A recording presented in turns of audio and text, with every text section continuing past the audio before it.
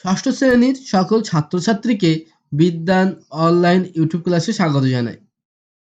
পশ্চিমবঙ্গ মধ্যশিক্ষক পর্ষদ থেকে তোমাদের নতুন যে পাঠ্য বই পঠন সেতু বই দিয়েছে, এই বইয়ের আজকে তোমাদের পরিবেশ ইতিহাসের প্রথম অধ্যায় পাথরের ব্যবহার, এই অধ্যায়ের নমুনা প্রশ্নগুলো আমি এই ভিডিওতে সমাধান করব।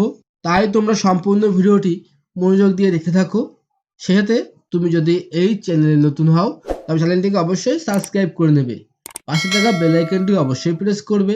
আমি তোমাদের জন্য যখনই নতুন কোনো ভিডিও এই চ্যানেলে আপলোড করব তার নোটিফিকেশন তোমাদের কাছে পৌঁছে যাবে। এই নমুনা প্রশ্নগুলো করার আগে আমরা এই অধ্যায়টি ভালো করে পড়ে নেব। পঠন সেতু বইয়ের পৃষ্ঠা নম্বর 1-এ আমি যে ইম্পর্টেন্ট প্রশ্নগুলো বলছি সেগুলো তোমরা এই বইতে দাগিয়ে নেবে। তোমরা এই বিষয়টি পড়ার পর পুরানো দিনের মানুষ কিভাবে পাথরের ব্যবহার শুরু করেছিল তা তোমরা বর্ণনা করতে পারবে। পাথরের হাতিয়ারের যে বদল ঘটেছিল তা তোমরা ব্যাখ্যা করতে পারবে। আর পাথরের ব্যবহারের সুবিধা তোমরা বিশ্লেষণ করতে পারবে। পাথর মানুষের নানা কাজে লাগে। মানুষ গুহাতে থাকার সময় থেকেই পাথর ব্যবহার করত। হিংস্র পশুর সাথে লড়াইয়ের সময় চারপাশে পড়ে থাকা পাথরই ছিল তাদের হাতিয়ার। একদিকে পশুদের থেকে আত্মরক্ষা, অন্যদিকে খাদ্যের সন্ধানে পশু শিকার, উভয় ক্ষেত্রেই তারা পাথরের ব্যবহার করত। পাথর ভেঙে তৈরি মোটামুটি 3 কোনা আকৃতির টুকরো দিয়ে তারা করত হাত কুঠার। এটি কিন্তু একটি ইম্পর্টেন্ট জায়গা। আবার পাথরের ধারালো টুকরো দিয়ে মাংস থেকে চামড়া ছাড়াতো তারা। পাথরের তৈরি তীর, বর্ষার ফলা শিকারে সাহায্য করত। ধীরে ধীরে পাথরের হাতিয়ার আরো হালকা ও ধারালো হলো। আগুন জ্বালাতে চকমকি পাথর ব্যবহার করত আদিম মানুষরা। এটি কিন্তু ইম্পর্টেন্ট। দুটি চকমকি পাথর ঘষা লাগলে আগুনের ফুলকি তৈরি হয়। গুহাতে বা জঙ্গলে থাকার সময় মানুষ রাতে আগুন জ্বালাতো হিংস্র পশুর আক্রমণ থেকে বাঁচার জন্য। শিকার করা পশুর মাংস ঝলসানোর জন্য তারা আগুনকে কাজে লাগান। পাথর দিয়ে তারা ঘরবাড়ি বানাতে শিখেছিল।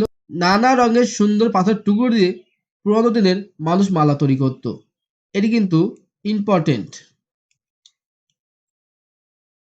মানুষ নিজের প্রয়োজনে উপকরণ বা হাতিয়ার বানাতে শিখেছিল। সবচেয়ে পুরানো হাতিয়ারগুলো পাথর দিয়ে তৈরি হতো।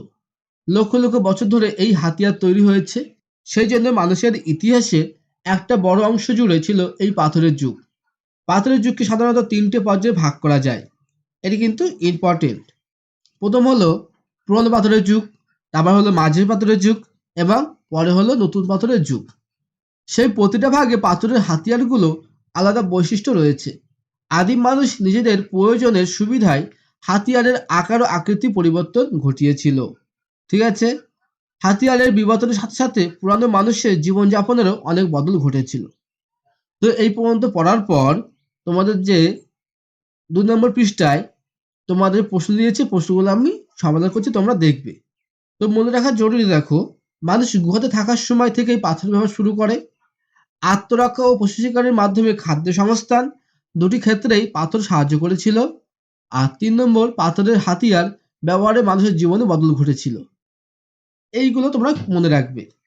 এবারে আমি এই নমুনা প্রশ্নগুলো বলছি, তোমরা দেখে দেখে নিজেদের খাতায় লিখে নাও। তোমাদের এক দাগে দিয়েছে শূন্যস্থান পূরণ করো। এখানে তোমাদের শূন্যস্থান দিয়েছে 3টে। তো আমি শূন্যস্থানগুলো বলছি, তোমরা দেখো আর তোমরা বইতে লিখতে পারো বা নিজেদের খাতায় এগুলো লিখে নাও। দেখো, 1-এর ক দাগের প্রশ্ন ছিল 3 কোনা আকৃতির টুকরো দিয়ে তৈরি হতো ড্যাশ। তো উত্তর হবে 3 কোনা আকৃতির টুকরো দিয়ে তৈরি হতো হাত কুঠার। তোমরা শূন্যস্থানে লিখবে হাত কুঠার। ক্ষয় দেখো, আগুন জ্বালাতে ব্যবহার করতো ড্যাশ। উত্তর লিখবে আগুন জ্বালাতে ব্যবহার করতো চকমকি পাথর। আর গয়ে দাগে দিয়েছে পাথরের যুগকে ড্যাশটি পর্যায়ে ভাগ করা যায়। উত্তর লিখবে পাথরের যুগকে 3টি পর্যায়ে ভাগ করা হয়।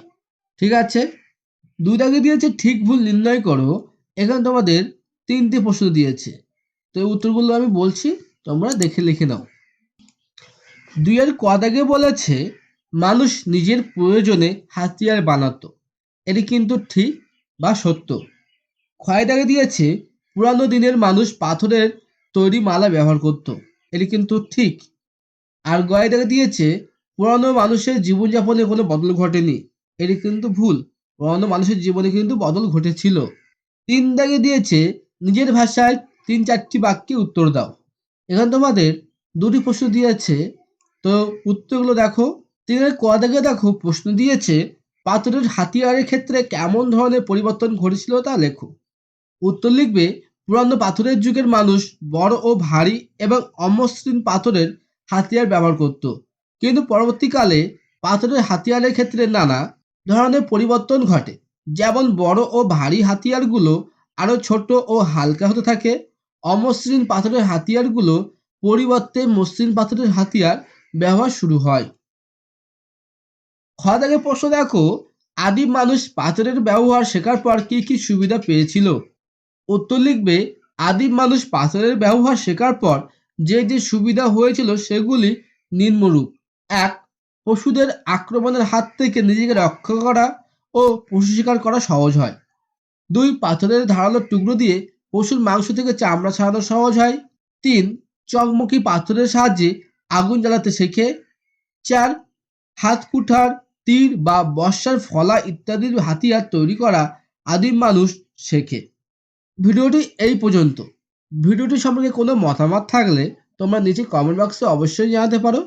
সেই সাথে তোমরা চ্যানেলটিকে অবশ্যই সাবস্ক্রাইব করে নেবে। দেখা হচ্ছে নতুন কোনো ভিডিওতে। সেই পর্যন্ত তোমরা সবাই